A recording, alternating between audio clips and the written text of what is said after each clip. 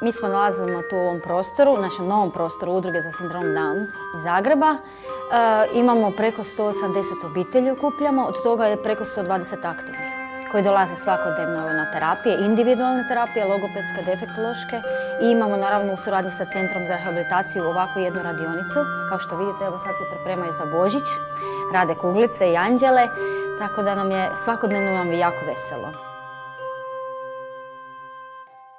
Radimo svašta, uživamo u tome, nešto bojamo, čestikama, evo Maja nešto boja. Ja sam crtao tatu, mamu, sekama, to je velika zgrada, to sam to pocrtao. Imam 2 seke, koga najviše volim, i mamu volim, tatu volim.